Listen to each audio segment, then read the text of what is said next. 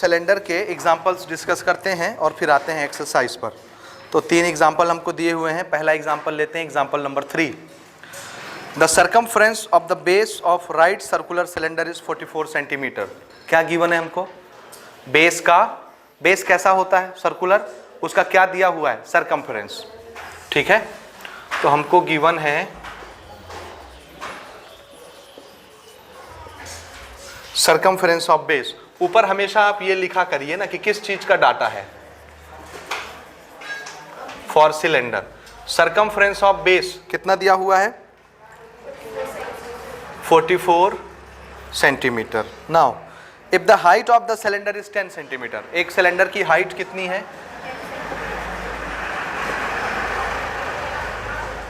इतना। Calculate the curve surface area and volume of cylinder. तो उस सिलेंडर का कर्व सरफेस एरिया बताइए और वॉल्यूम ऑफ सिलेंडर बताइए। 2 चीजें पूछ रहा है ना। यहां पर मैं लिखता हूं, पहली चीज क्या? Curve surface area and volume. ये 2 चीजें निकालनी है। फिर से मेंसुरेशन के क्वेश्चन बनाने के लिए एक उसूल याद रखिए। ठीक है, ध्यान से देखिए क्वेश्चन में क्या पूछ रहा है। जो भी पूछता है उसका फॉर्मूला याद करिए या लिख लीजिए कहीं साइड में। जैसे कर्व सरफेस एरिया पूछा, what is the formula? 2 pi r H. 2 हमको पता है, पाई की वैल्यू हम जानते हैं 22/7, आर बचा और क्या आता है? एच। आर और एच ये 2 पता चल जाएं तो हम निकाल लेंगे कर्व सरफेस एरिया, क्योंकि 2 पाई तो हम जान रहे हैं, आर और एच हमको चाहिए। अब देखिए क्या चीज है, तो आंसर है एच है, आर नहीं है। यानी आर हमको ढूंढ के लाना है, और जो चीज ढूंढ के लाना है उसके लिए क्वेश्चन कोई ना कोई क्लू देता है। ये ऊपर में जो क्लू दिया हुआ है वो किसके लिए दिया हुआ है? आर ढूंढ के लाने के लिए। समझ आए तरीका?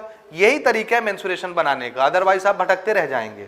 फिर से सुनिए, जो चीज निकालनी है उसका फॉर्मूला याद करिए या लिख लीजिए कहीं। ठीक, उसमें गिन लीजिए कितनी क्वांटिटी आ रही है और कितनी दी है। दी हुई आपको समझ आ जाएगी और आपको यह भी समझ आ जाएगा कि क्या निकालना है। जैसे 2 पाई आर एच है, 2 हम जान रहे हैं, पाई हम जान रहे हैं, एच दिया हुआ है, कौन बचा? आर। आर हमको और लाना है कहीं से भी। अब चाहे आप कहीं से ढूंढ के लाओ या क्वेश्चन कोई ना कोई क्लू देगा उसको निकालने का। तो क्लू क्या दिया है? सर्कमफ्रेंस। सर्कमफ्रेंस किसका? बेस का। बेस कैसा होता है? सर्कुलर। एक सर्कल का सर्कमफ्रेंस कितना होता है? 2 पाई आर। 2 पाई आर, और इसकी वैल्यू भी दी है। 2 और पाई को उधर भगा दो, कौन बचा यहाँ? आर। आर निकल जाएगा, तो आर यहां से निकालेंगे, इसके फॉर्मूले में पुट करेंगे। सेम वॉल्यूम में भी आर आएगा आएगा ना। कितना होता है? बेस का area multiplied by height. Length के 2 डायमेंशन एरिया में आ गए, 1 डायमेंशन हाइट में आ जाएगा। ठीक है, तो पाई आर स्क्वायर एच। एच तो दिया है, आर फिर चाहिए हमको, वो आर वहां भी काम आ जाएगा। समझे? तो सबसे पहले आर खोजने चलते हैं। कहां से स्टार्ट करें? सर्कमफ्रेंस से। लिखेंगे since circumference of base is equal to 44 centimetre. और सर्कमफ्रेंस का फॉर्मूला क्या? So this is 44। ठीक है, 2 पाई की वैल्यू यहां पुट करते हैं, और आर हमको चाहिए तो आर इधर बचाओ, बाकी सबको उधर ट्रांसफर कर दो। तो ये हुआ आर। जो चीज नीचे है वो उधर जाके ऊपर पहुंच जाएगी। जैसे 7 नीचे था वो उधर ऊपर पहुंच जाएगा, जो यहां ऊपर थे वो नीचे आ जाएंगे। 22 2 जा और 2 2 कैंसल, सिर्फ क्या बचा? 7 सेंटीमीटर। तो रेडियस कितना पता चल गया सर्कल का? 7। हमको रेडियस की तो जरूरत थी खाली। अब अपन क्या निकालें? पहली चीज curve surface area. Formula 2 pi r H. Value रखते हैं 2 पाई की वैल्यू, आर हमने खोज लिया, एच दिया हुआ था।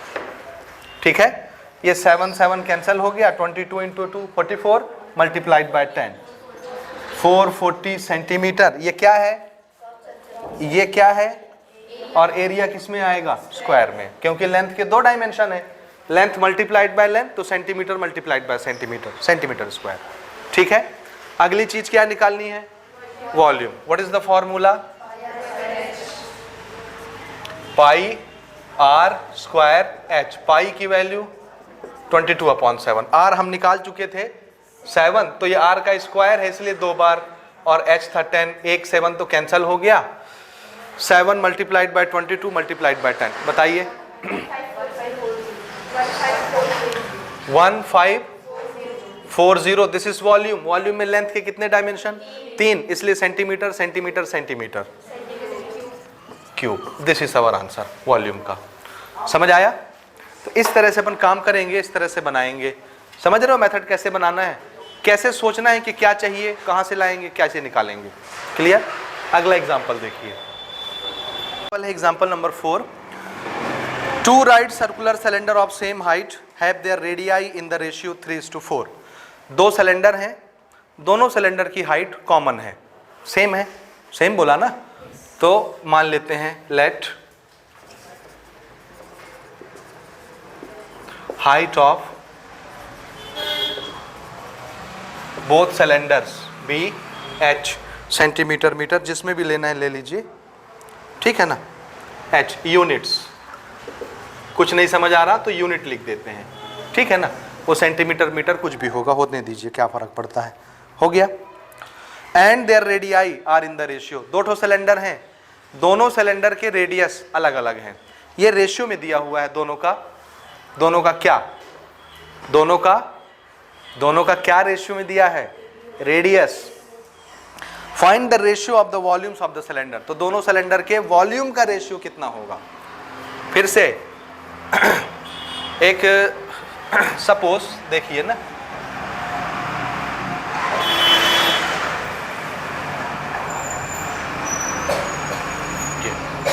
ठीक है,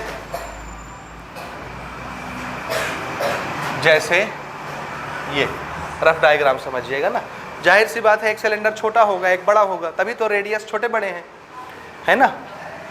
इसको मैं मान लेता हूं this is R2, this is R1। पहला सिलेंडर दूसरा सिलेंडर, तो पहले सिलेंडर का रेडियस R1, दूसरे सिलेंडर का रेडियस R2। अब रेडियस का रेशियो दिया हुआ है। रेशियो मतलब क्या होता है? इतने गुना उतने गुना। समझ आया? आपने रेशियो प्रोपोर्शन का चैप्टर पढ़ा है डिटेल से, तो आपको समझ में आएगा जो मैं कहूंगा अभी, ठीक है। ठीक है, अकॉर्डिंग टू क्वेश्चन क्या दिया हुआ है देखिए, दोनों रेडियस का रेशियो दिया हुआ है, रेशियो ना। सो R1 is to R2 कितना दिया हुआ है? 3:4। ये दिया है ना, दिया है ये। इसका क्या मतलब है? R1 R2 का रेशियो 3:4। क्या मतलब है? R1 3 गुना है तो R2 कितना होगा? 4 गुना। 4 गुना जाहिर सी बात है बड़ा होगा थोड़ा सा, है ना। तो ये वाला रेडियस अगर 3 गुना है तो ये रेडियस 4 गुना है। तो इसके वॉल्यूम का रेशियो बताइए। जैसे ही रेशियो का सवाल आ जाए तुरंत आपके दिमाग में क्या आना चाहिए? एक 3 गुना है एक 4 गुना है, तो हमको समझ नहीं आएगा। हमको मेजरमेंट करने के लिए लेंथ चाहिए। लेंथ मतलब रेडियस सेंटीमीटर में चाहिए, मीटर में चाहिए, डिस्टेंस चाहिए ना उसका। गुना उना हमारे समझ में नहीं आता, तो हम इसको तुरंत चेंज करेंगे किसमें? डिस्टेंस में, कि ये 3 गुना कितना डिस्टेंस होता होगा, 4 गुना कितना डिस्टेंस होता होगा। समझ आया कि नहीं आया? तो 3 गुना 4 गुना कितना डिस्टेंस है, सोचने के लिए क्या सोचना पड़ेगा?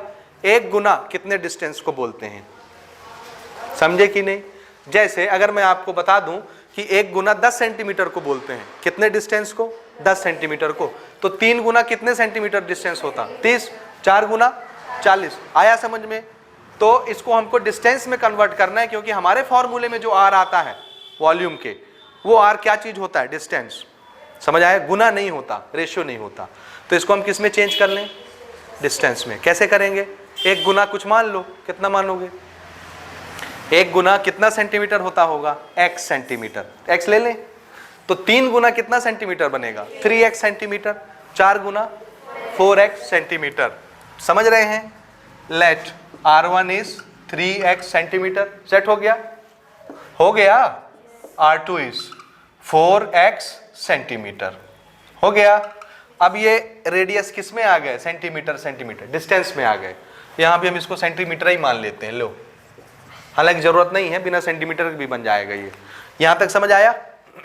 ये कहां से आया? क्लियर हुआ? 3x 4x क्यों आ गया? Now according to the question, क्या बोलता है क्वेश्चन? किसका रेशियो लेना है? वॉल्यूम। तो दोनों सिलेंडर के वॉल्यूम का ratio,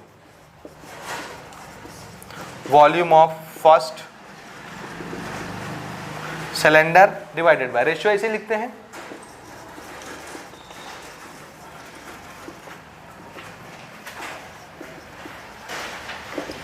what is the formula for volume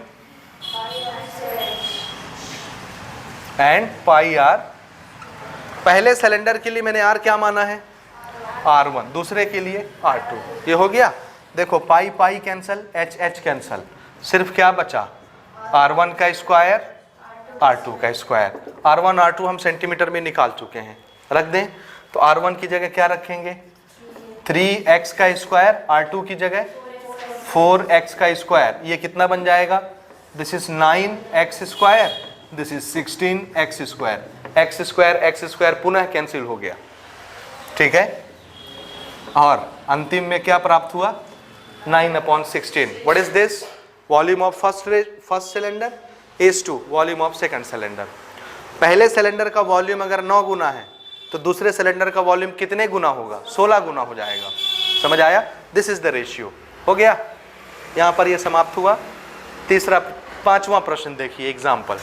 एक एग्जाम्पल और करते हैं, फिर एक्सरसाइज कल का। नंबर 5 हमारा क्वेश्चन है, for a science project Aisha has to make kaleidoscope with chart paper so that its surface is cylindrical. What would be the area of chart paper required by her if radius of kaleidoscope is 2.1 centimeter and height is 20 centimeter? अब ये kaleidoscope किसको बोलते हैं? आपने कभी सुना है, देखा है kaleidoscope? मैंने भी नहीं देखा है, ठीक है। तुम्हारी बुक में क्वेश्चन आ गया तो मैंने सर्च किया, आप भी घर जाके सर्च करेंगे, यूट्यूब पर गूगल पर जाके सर्च करिए कोलाइडोस्कोप किसको बोलते हैं, ठीक है। तो कोलाइडोस्कोप एक सिलेंडर शेप का, एक प्लास्टिक का, लकड़ी का, कोई भी डिज़ाइन हो सकता है, पेपर का बना हुआ कोई भी डिज़ाइन हो सकता है।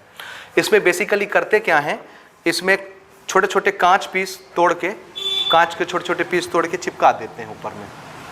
यहाँ एक मिरर लगा देते हैं, यहाँ एक मिरर लगा देते हैं।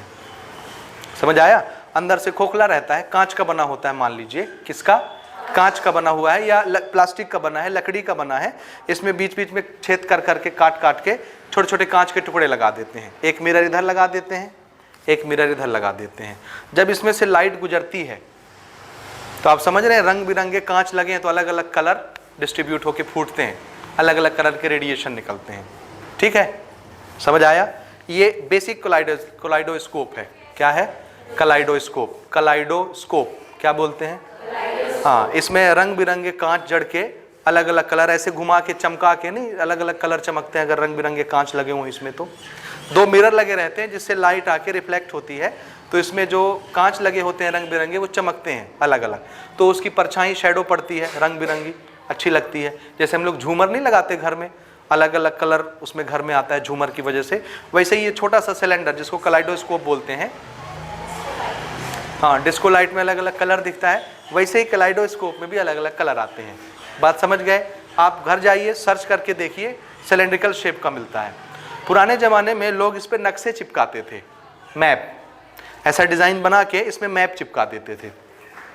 इवन क्लास 11th में आप पहुँचेंगे, केमिस्ट्री का दूसरा चैप्टर जब स्टार्ट होगा तो आप लोग पढ़ेंगे पीरियोडिक टेबल का क्लासिफिकेशन, ठीक है।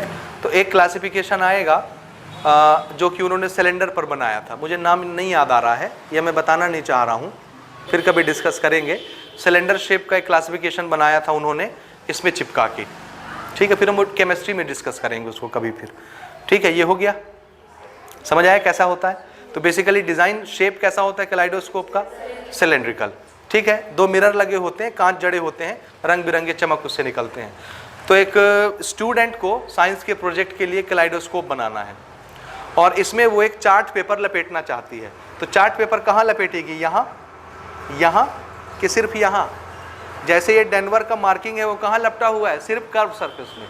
तो कलाइडोस्कोप के कर्व सरफेस में उसको चार्ट पेपर लपेटना है। तो कितना एरिया का पेपर उसको चाहिए, आंसर है जितना इसका क्या होगा, कर्व सरफेस एरिया। तो कलाइडोस्कोप का जितना कर्व सरफेस एरिया होगा उतना ही एरिया पेपर का चाहिए, तो लपेट के प्रोजेक्ट तैयार हो जाएगा, बन जाएगा कलाइडोस्कोप। समझ आया। सो इसका रेडियस और इसकी हाइट हमको दी हुई है और हमको क्या निकालना है,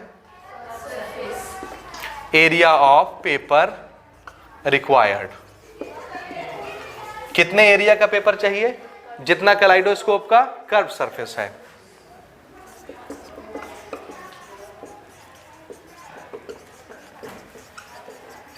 मैं कोशिश करूंगा कि इस वीडियो के साथ कलाइडोस्कोप का पिक्चर भी अटैच कर दूं, ठीक है? तो कभी आप भविष्य में देखेंगे या आपके जूनियर कभी देखेंगे तो उनको समझ में आएगा कि कलाइडोस्कोप किसको कहते हैं, ठीक है? Okay, what is the curve surface area of cylinder? ये जस्ट सिलेंड्रिकल शेप का होता है कलाइडोस्कोप।